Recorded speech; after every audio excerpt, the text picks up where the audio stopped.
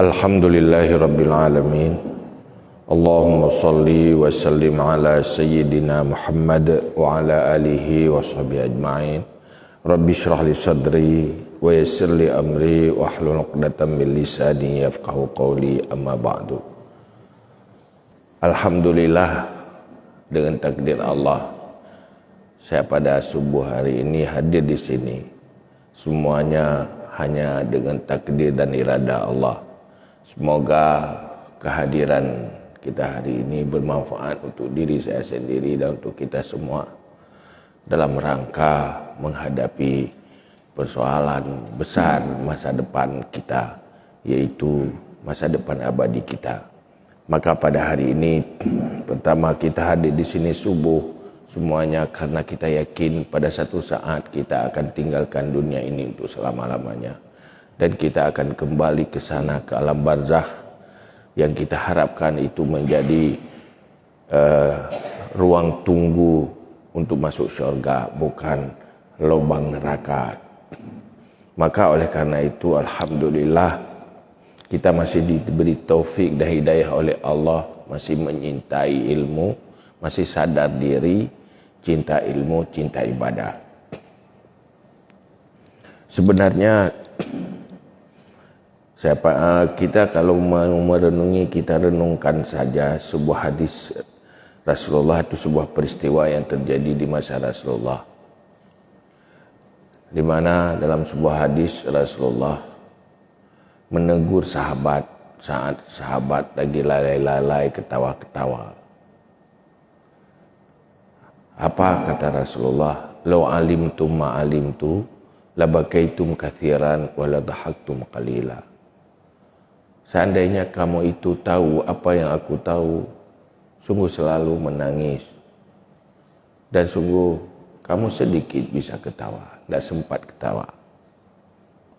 Dan kamu akan naik ke atas bukit hanya memanggil-manggil Allah untuk meminta dilindungi, untuk minta diselamatkan.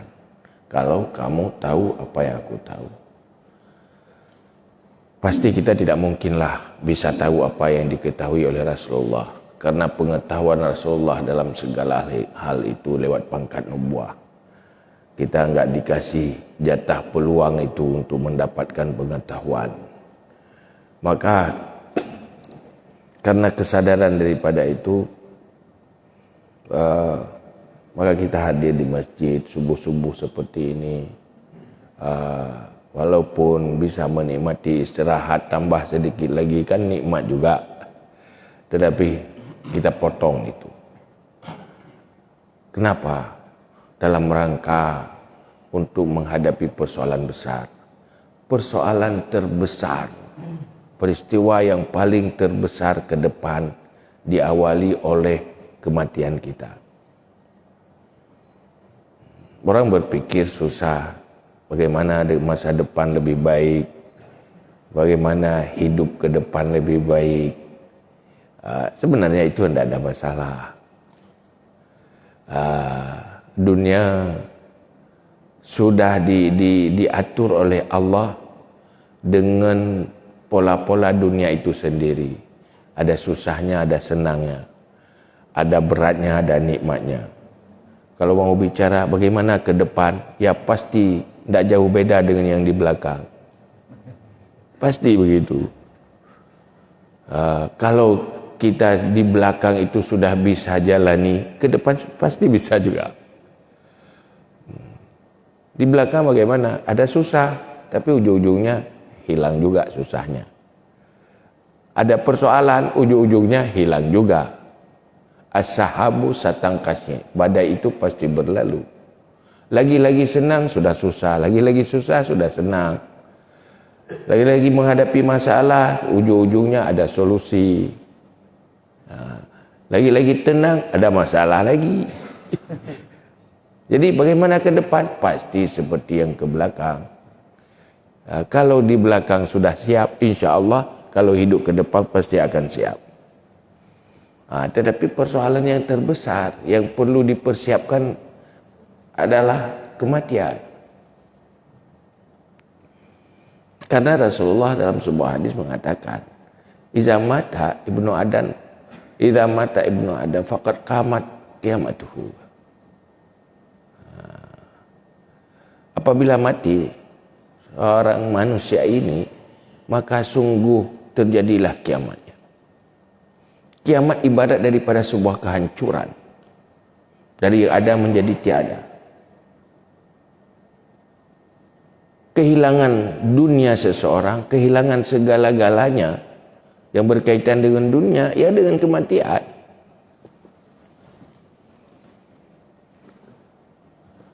Lihat dalam tubuh sendiri.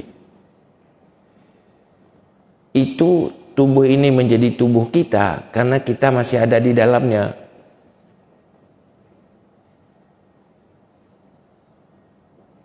Ya kan?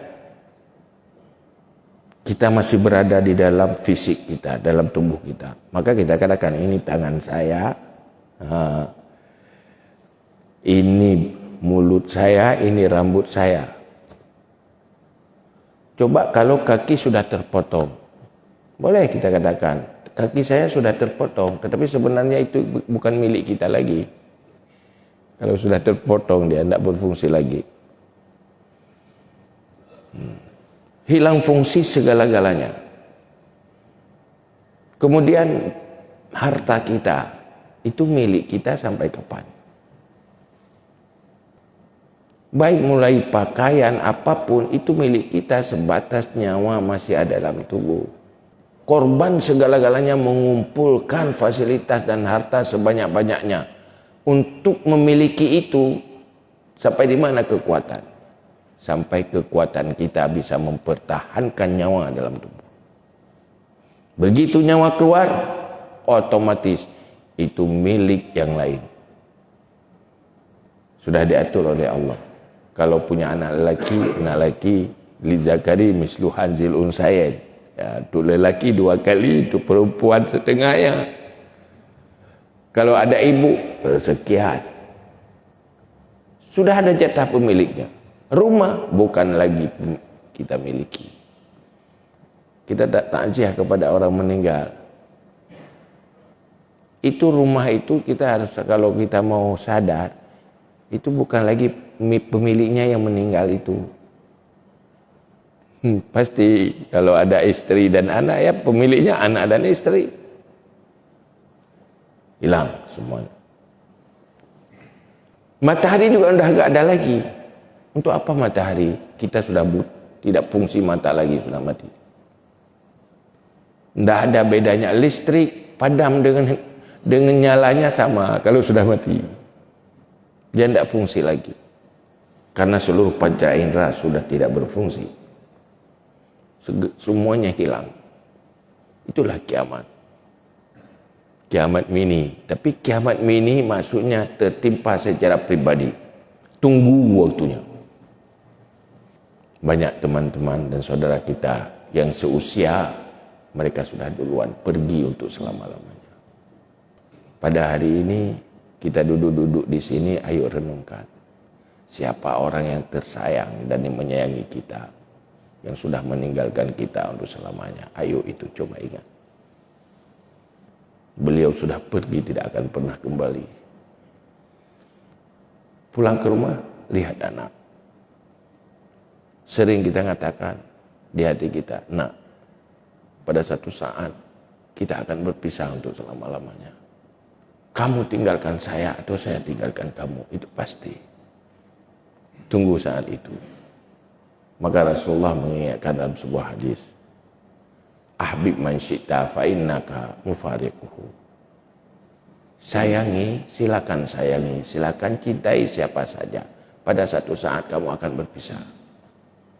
Ish ma syi'ta fa innaka maitun. Silakan hidup semaumu, tapi kamu pasti mati. Wa'mal ma syi'ta fa innaka majziyun bih. Lakukan apa mau, tapi ingat, semua ada balasan. Kebaikan akan dibalas dengan kebaikan. Kejahatan akan dibalas dengan kejahatan. May ya'mal su'an yujza bih. Siapa yang beramal kesalahan pasti ada balasan. Akhirat harus diselesaikan dengan taubat. dunia harus diselesaikan dengan banyak-banyak kebaikan. Tetapi semua kesalahan itu ada akibatnya. Saat turun ayat mayyamal su'an yuzabih, yang paling menangis, yang paling menderita, yang paling galau Sayyidina Umar. Karena beliau banyak sekali kesalahannya sebelum masuk Islam, sebelum beriman. Karena Sayyidina Umar bertanya, kalau saya sudah bertobat, gimana? Azab akhirat tidak ada lagi. Tetapi di dunia ada resikonya. Gimana dibalas kesalahan? Sampai Rasulullah mengatakan, kamu ada masalah dalam rumah tangga, ada masalah ini, masalah itu. Itu salah satu mungkin penyebabnya kesalahan masa lalumu. Ada kesalahan, cuma tunggu. Maka Sayyidina Umar mengatakan, saya lebih baik dibalas semuanya di dunia untuk membayar dosa-dosa saya di akhirat. Maka banyak cobaan-cobaan itu kadang-kadang menjadi kifarat bagi dosa, bayaran dosa. Alhamdulillah bayar di sini saja supaya jangan harus dibayar dengan azab di akhirat. Kebaikan juga seperti itu. Maka dalam hal itu Rasulullah hadir sebenarnya untuk mengajarkan kita, menyadarkan kita bagaimana menjadikan kehidupan dunia itu peluang untuk mencapai yang terbesar. Bukan peluang untuk mencapai yang terkecil. Dunia itu kecil akan berakhir. Susahnya juga kecil, berakhir dengan kematian. Senangnya juga kecil, berakhir dengan kematian. Malah dia tidak lama-lama kalau yang namanya dunia. Maka Rasulullah dalam sebuah hadis mengajarkan hal yang terbaik untuk kita untuk menjadikan kehidupan ini mazra'ah lil akhirah, untuk masa depan di akhirat. Dalam sebuah hadis yang sangat singkat tapi penuh makna. Apa kata Rasulullah? Ittaqillah haitsuma kunta wa atbi'is sayyi'atal hasanata tamhuha wa khaliqin nas bi khuluqin hasanin. Takut olehmu kepada Allah di mana saja, kapan saja. Kemudian kalau sudah terlanjur berbuat salah, imbangi dengan melakukan kebaikan yang menghapus dan membayar kesalahan yang sudah duluan kita lakukan. Yang ketiga, berakhlaklah dengan manusia dengan akhlak yang bagus. Singkat saja. Pastikan hati kita itu ingat Allah dan takut kepada Allah. Merasa semua yang kita lakukan itu dalam panduan Allah. Banyak orang berbuat salah, lama-lama melupakan kesalahannya. Semakin kesalahan itu sudah berlalu dengan waktu yang lama, seakan-akan sudah tidak merasa bersalah lagi, padahal belum pernah bertaubat. Pelakunya sudah lupa, tapi Allah tidak pernah lupa. Tanpa terselesaikan dengan keampunan dari Allah, itu menjadi masalah dan malapetaka bagi pelakunya.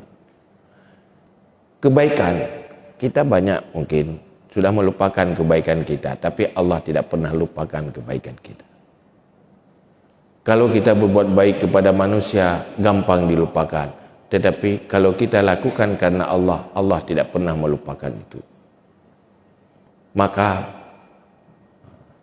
untuk menjadikan dunia mazra'ah lil akhirat, pastikan dulu kita takwa kepada Allah kapan saja, di mana saja. Untuk menumbuhkan rasa takwa harus selalu ingat Allah di mana saja, kapan saja. Qiyamau wa qu'uda wa ala junubihim. Yang kedua, kita ini manusia biasa. Bukan nabi yang maksum dari dosa. Semua ada salah. Tak besar ada entah kecil. Sering terlanjur dalam kesalahan. Karena kita tidak mampu mengontrol selera kita. Maka diperintahkan imbangi itu dengan kebaikan. Kalau sudah berbuat salah, imbangi kebaikan. Jangan kosong.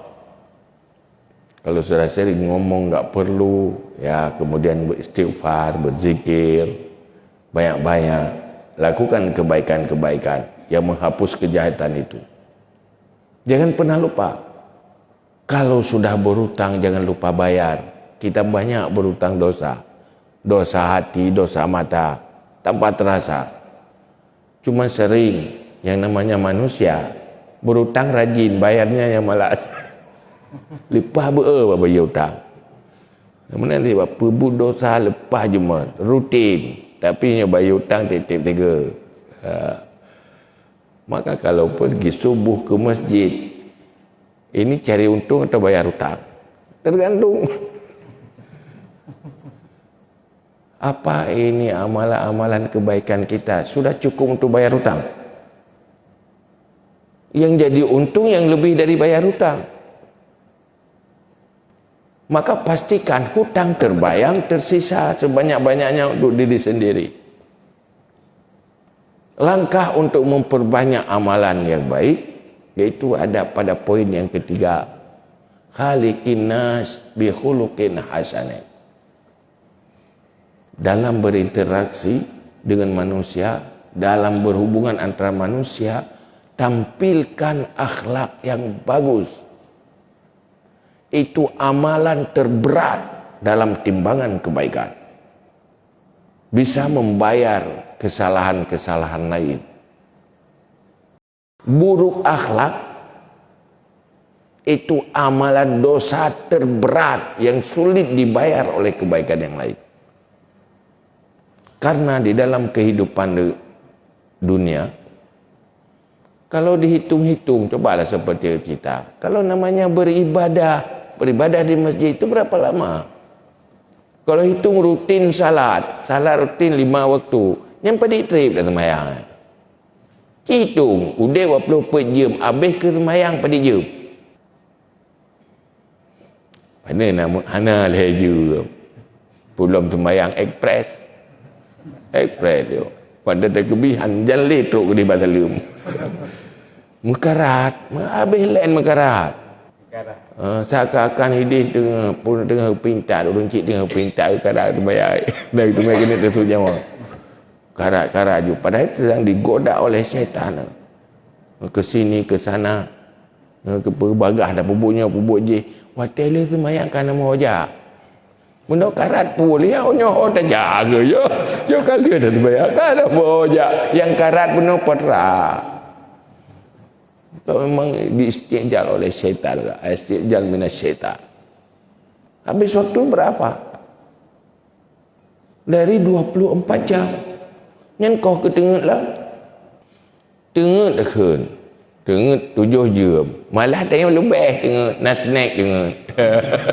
Tengah duduk pergi tengah. Buat pengajian pergi tengah. Nak tengah tambahan. Ya kan? Mai menyolap 8 jam kan seperlek. Dari 24 jam, 8 jam dah kau kena gede tengah. Seperlek kan? Punya seperlek, punya umur 60 tahun. Kan 20 tahun kabeh ke tengah. 20 tahun, anak lekor yang ke tengah. Tengahnya anak tak puas piati. Udah mati dengan tengah tabang. Anak fungsi. Lihat ibadat pada selain daripada yang wajib-wajib. Apa yang kita lakukan? Apa benar memfungsikan untuk amal akhirat? Dalam aktivitas selain salat, selain ibadah. Maka Rasulullah hadir, syariat hadir. Bagaimana memfungsikan semua aspek kehidupan itu menjadi mazra'ah lil akhirat. Maka praktek akhlak di dalam kehidupan.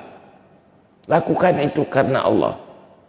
Pertama, akhlak dalam hubungan dengan manusia. Kiban masuk akhlak dengan manusia, berakhlak dengan manusia. Rumus sanji nyogi dibabarkan dalam tasawuf. Bagaimana akhlak dengan manusia? Kalau dengan manusia, jadikan dirimu, sesuaikan dirimu dengan keinginan orang lain selama itu tidak bertentangan dengan syariat. Bukan paksakan orang lain sesuaikan dengan keinginanmu. Jangan akhlak ya guys. hadir menyenangkan orang lain. Selama menyenangkan itu bukan hal yang salah, yang tidak sesuai dengan syariat. Yang ke akhlak. Hadir bagaimana menyenangkan orang. Teman menyenangkan teman. Ada di sana hak-hak teman. Ada orang tua menyenangkan orang tua. Ada anak menyenangkan anak. Pokoknya mengorbankan diri untuk kesenangan orang lain. Itulah akhlak. Nyoman anak kai dia. Ni dia. Nyongo orang lain jangankan diri, jangankan talu kita yang diri hanjut. Kaya nak hanjut sagai lebih kau. Nak bagi-bagi peng yang hanjut lebih kau. Tak habis. Hanjut sagai lebih. Tapi akhlak yang bagus itu bagaimana menyenangkan yang lain. Mulai dari hubungan misalnya dalam rumah tangga. Coba bayangkan kalau akhlak yang bagus.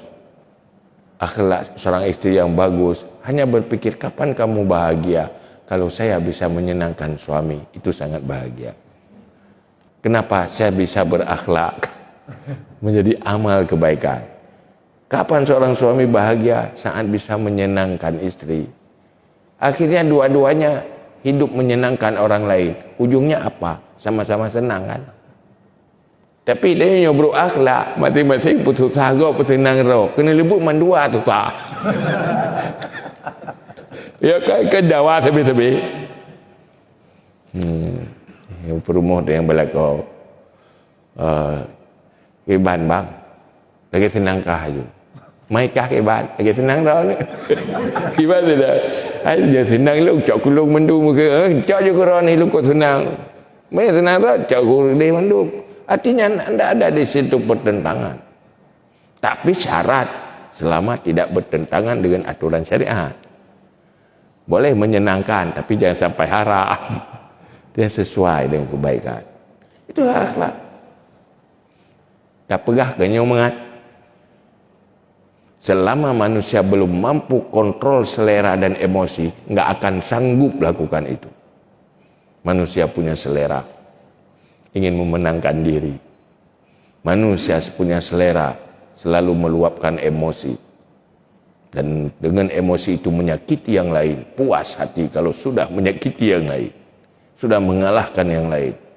Itu tidak mungkin. Maka telah belajar. Ulama merumuskan ilmu yang membentuk kepribadian manusia. Itu akhlak. Akhlak adalah membersihkan hati.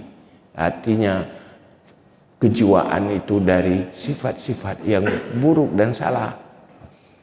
Maka ilmu tasawufnya nak kadar pelai ini yang beglah menyuhanaglah dosa. Kalau fardu ain itu sudah beres dan bisa diamalkan, pasti manusia baik. Dan ini menjadi masalah krisis sekarang. Kita bangsa yang sudah sama-sama akui krisis karakter. Maka sulit maju. Munyogagana akhlaknya yang pegah. Idonya gagal, akhirat pasti gagal. Idonya lagi neraka, akhirat tinggal neraka. Tapi dunia akan bagaikan neraka. Man sa'a khuluquhu azaba nafsahu. Siapa yang buruk akhlaknya, dia akan mengazab dirinya. Sebuah persoalan dalam rumah tangga bukan sebenarnya inti dari persoalan finansial, materi dan fasilitas. Akhlak. Jadi alasan sagai. Menyuruh agak akhlak. Susah mu masalah, senang pun masalah. Ya kan? Tidak ada. Ada juga enggak ada artinya. Karena urusan agak akhlak, poin pertama itu manusia yang tidak mampu bersabar dan bersyukur. Menyuruh agak akhlak pasti punya perilaku bersabar dan bersyukur. Kapan manusia bahagia? Di saat mereka senang. Kapan senang? Di saat merasa dalam nikmat. Kapan dia merasa dalam nikmat? Kalau dia sudah pandai menikmati. Tanya manusianya, kenapa nikmat? Cuma bodoh tidak pandai menikmati nikmat. Salah satunya seperti hadis Rasulullah.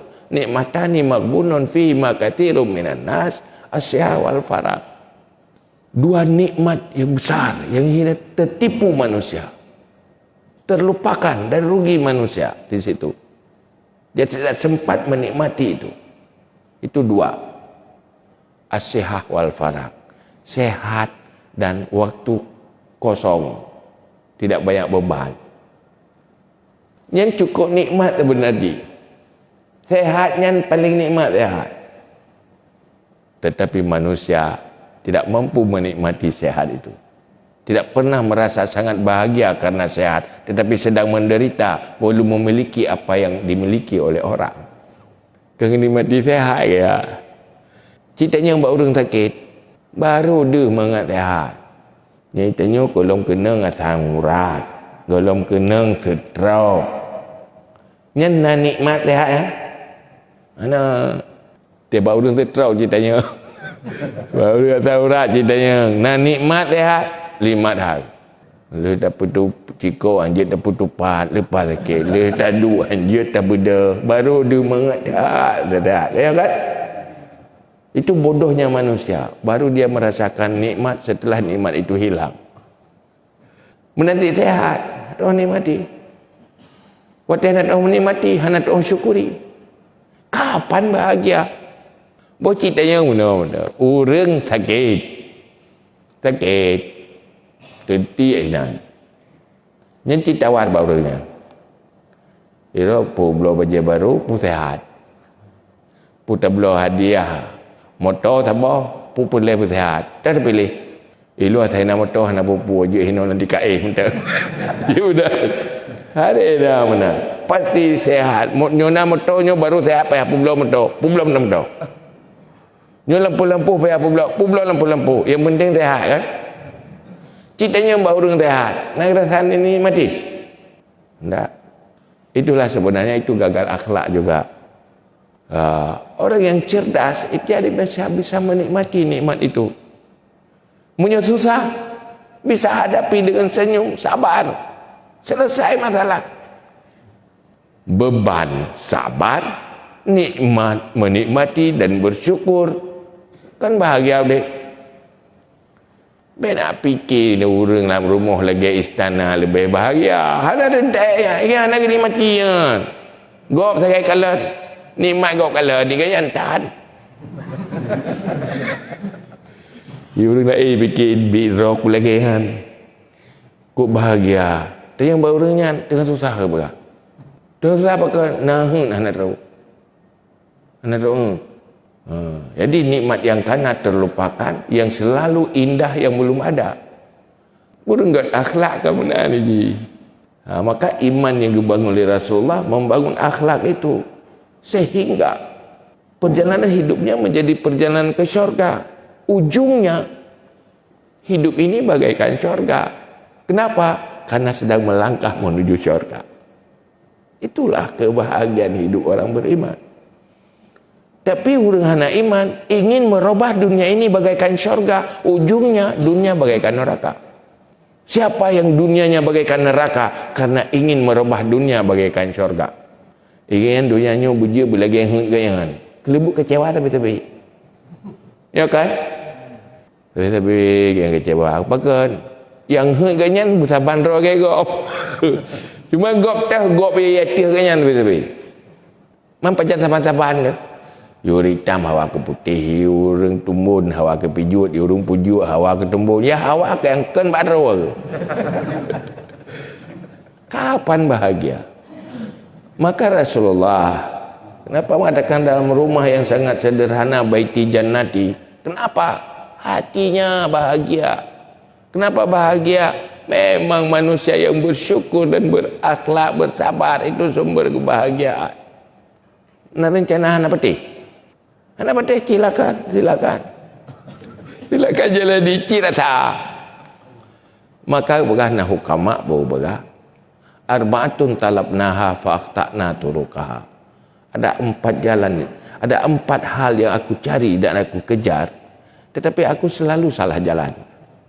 Talabnal ghina fil mal, faizan hiya fil qana'a.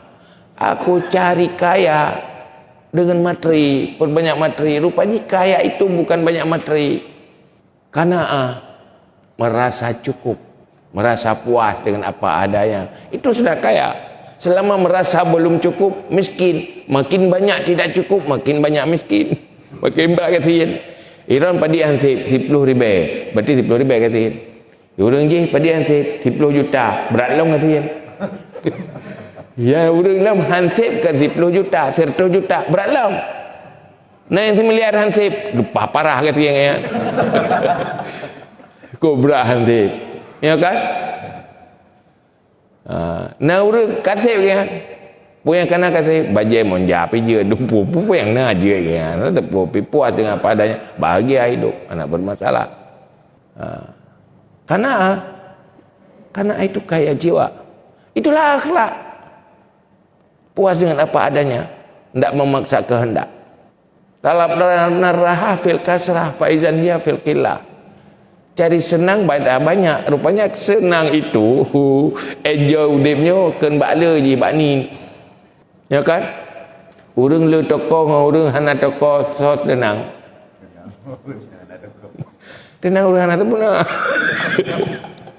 Hai hana urus hana pu ya, ini urus pi hana tenang kalau pu tak fikir mak. Ya kan? I urang na urus, i urang mitasi urang minta siare poh 8 katengah irmo. Urang minta siton poh 12 malam temu rawa-rawa berjalan. Sibuk asyik hotel. Ada itu mewah rumah. Dia pergi rumah ubi raya fasilitas cukup yang itu mewah kan. Yang itu mewah sibuk ngurusan. Ya kan? Tak fikir kan. Macam han petik dia perintah. Cik periksa leh. Tapi fikir sekali kau. Tak baik dia yang menona yang tapi kurang tenang tapi fikir susah. Nak kurang susah tapi fikir yang senang tak lah senang. Ikalan legop susah padahal senang. Dia orang kalan gulung tie ulah uyup jangan baik tapi fikir susah. Ye, bewa tidak ada ujim tung le uyup. Macam nak ajuk pantai. Hantu. Ada untung-untung anak kat mana bantai minta bantai tak jok gaji tak pok-pok lop han dengan insyaallah gaji pun untung-untung hinan bahagia lalu nak urus dah fikir dia yang senang tapi agaknya cukup menderita. Kenapa? Sebenarnya hatinya talabnal karamah fil makhluk faizan hiya fil khaliq. Manusia itu mati-matian cari kemuliaan, cari kehebatan bak makhluk. Rupanya bukan. Mulia itu pada Khalik. Siapa yang dimuliakan Allah, maka akan mulia. Siapa yang tidak dimuliakan Allah, walaupun mati-matian cari kemuliaan, tetap akan hina. Semua manusia ingin dimuliakan, tapi hampir semua tidak mulia. Kenapa? Salah cari. Inna akramakum indallah atqakum. Sehingga kita melihat kemuliaan orang beriman itu tidak ada istilah mantan. Anda mantan ya. So, para sahabat Rasulullah, para pejuang Islam, para waliullah, nah istilah mantan wali. Mantan urang taleh. Dia dah mantan ni, tak ada mantannya. Malah lu mati mantan hana mantan. Seakan-akan mereka masih hidup. Kenapa? Dimuliakan Allah. Tapi yang namanya dunia sementara. Dalam nikmah fil libas wa ta'am faidan hiya fi sitri wal islam. Kita cari nikmat pada pakaian dan makanan, rupanya bukan. Ingin menikmati makanan, ingin menikmati pakaian. Hai makanan mangat. Tidak baju. Pakaian menanti untuk menutupi kekurangan. Libas. Pakaiannya nak meci baje, tu bak bedak pakaian di numpu. Kenapa? Kita ingin menutupi kekurangan dengan pakaian. Kayaknya kan? Tak nak putari ro, tak nak somana tari kan tak baje. Sebab je lo dah tak upi. Ya kan? Hai nya perahli urang Tuhan. Bukan? Mameh bak taka. Tari bak baru yang. Agak pakaian. Bagi cari pakaian untuk penampilan, menutupi kekurangan, untuk menyempurnakan diri dalam penampilan. Tekalan legop lebih lagak, lebih tari. Solek rod macam tu. Untuk tutup kekurangan. Ya kan? ulang-ulangnya urungnya napas muka ibu budaknya tentang luan gedih watai gadah budak kat lagi bualam. Itu pun ya untuk tutupi kekurangan. Menikmati dengan menutup kekurangan, menikmati dengan pakaian kan. Lupa je buka. Nikmat itu fisitri. Allah menutup kekurangan kita. Di situlah nikmat. Mengampuni dosa-dosa kita, menutupi kekurangan kita. Itulah nikmat. Seandainya Allah kepelemah kekurangan kita, hamai di orang lain. Allah ketuk. Yang pugat akai kan get hani jepu bro. Jadi para sahabat dia berat berat hai hormat. Pukak hormat long thai ka. Ya tetap ni pun tetap long hormat thai. Menyuka bulong nah. Hamem ka pi.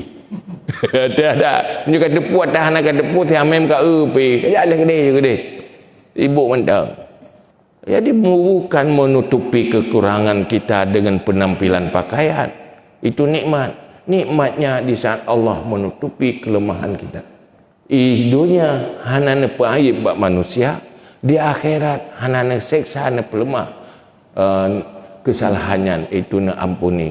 Itulah nikmat sebenarnya. Tetok gede ternyata dosa tanya na pemaaf, bahagia sekali. Dan kalau udah ngajab oleh Allah karena dosa, tapi nak hamba nak pemaaf oleh Allah, cukup bahagia. Nak ampuni dosa. Lainnya menjadikan Islam sebagai kehidupan, itulah bahagia. Islam hadir untuk kepentingan manusia, untuk bahagia manusia. Kengia ilahnya tanya. Hana pun leh Allah ga ilahnya tanya. Ya purno manusia, kalau kamu mau jadikan ini sebagai pedoman hidupmu, pola hidupmu, kamu akan selamat dunia akhirat. Malah dunia bagaikan syurga dalam perasaanmu. Maka hukama sudah mencoba dengan cara yang lain. Rupanya nikmat itu fisitri wal Islam. Cuman yang nama agama indahnya setelah dimiliki. Sebelum dimiliki nampak indah je. Munyodonya indah je sebelum dimiliki. Nikmat je sebelum dimiliki. Nyandonya boh mangat makanan pajak tu dalam perut kan makin dia tu makin berat mangat kaya makin tro makin ana mangat li boh ci pajuh makanan cukup mangat dia urung buka puasa le dia mangat lom nyaeh na mangat dalam perut orang lain tinggal mendung kejap aku dia urung mukanya tengah puasa mendung tiji buah rumah terus kedih habis pakan. Rupanya nikmatnya cuma sebentar. Menyobu yang mangatat, yang ke bak pingan pun dengan bak suapan pun tengah gede. Nyanyo kakek tamah yang kedua kakek kurang mangat. Menyo ke le ti menyo tempat habis muntah. Itu tapi lu beradang dari pajuh pisang lu pada pajuh pisang pun pisang pajuh ju keluar cula ju. Pajuh ke le baru berah libom pisang. Katro ke berah libom. Mesti ke mak pun ji berah libom. Mesti ke hana libom beno trau ede ai. Ya. Tak ada nikmatnya. Lain lima baru kung dah. Baru kung dah nikmat. Lewatnya pada nak sabar mandung. Wate katro dalam 4 beda sat dengan percaya. Nak beda mangat. Wate katro dalam. Sabar kan? Cuma sekedar numpang lewat di sana ini. Tu nikmat sebentar. Itu wal akhirat tu khairu wa abqa. Olian mandung-mandung gat segala kita miliki. Wate miliki ada gak lagi. Ada gak lagi. Bajai yang gat yang kehiatan tarop kata yang kata tok kurau tu. Yang gat tu kalau tak belau je mah. Wate kali tak belau ada gat pulain. Hai si menan do yang ai. Tapi agama indahnya sebelum setelah dimiliki. Semakin dijalani semakin nikmat. Semakin dijalani semakin menyesal. Kenapa tidak dari dulu? Tapi lagi. Wate kali. Karena akhiratnya agamanya han sesuai dengan perasaan nafsu. Tapi wate tak buat duda deh nikmat ji. Maka oleh karenanya bagaimana menjadikan dunia mazra'ah lil akhirah, yang sebenarnya leh perkara benar selesai. Ittaqillah haitsuma kunta wa atbi'is sayyi'atal hasanata tamhuha wa khaliqin nas bi khuluqin hasanah. Berakhlaklah dengan manusia dengan akhlak yang bagus. Tampil hanya berkorban untuk berbuat baik kepada orang lain. Bo tak umnya orang lain yang bersenang-senang gop naga orang. Nagalak dekat orang mana? Ikan apa korban ro saya bersenang gop. Mengak gop ke ro ke? Mengalah betul cok ro ni. Asal salah agama pergi baman ke banjir saya ro nak tenang. Tun tu saro bersenang gop, tun beban ro pupui gop. Naga orang? Nagalak ada orang mana? Ha? Galak dah kan? Nah ayo ada galak orang mana? Muyu muru menang kan musosok menang kan? Nyo kan? Memang galak tu orang menang yang kero dah ju menang. Pugok betul ni kaya kan? Kan lah.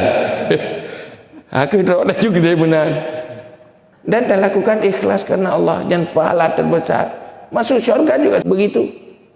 Karena menyogar ibadah trip kadang benda ada duit tu masjid trip tak payah ada dua. Kaya yang lu merpak ngurungnya murus sang ngurung je kop jai dua pe hotel inan tu. Nya inan ju begat je ibadat kala ibadat tu. Nyo siat ga de tengah tamak om sabah lah. Lu yang kalau lagi iblis lah om tertolu. Ya dia astagfirullahalazim tengah meretip pagar akai tu lu nya aduh bina gop dai lah. Ni sebenarnya kan akhlak tak bagus itu. Maka bagi ittaqillah haitsuma kunta wa atbi sayyi'atal hasanata tamhuha wa khaliqin nas bi khuluqin hasanin.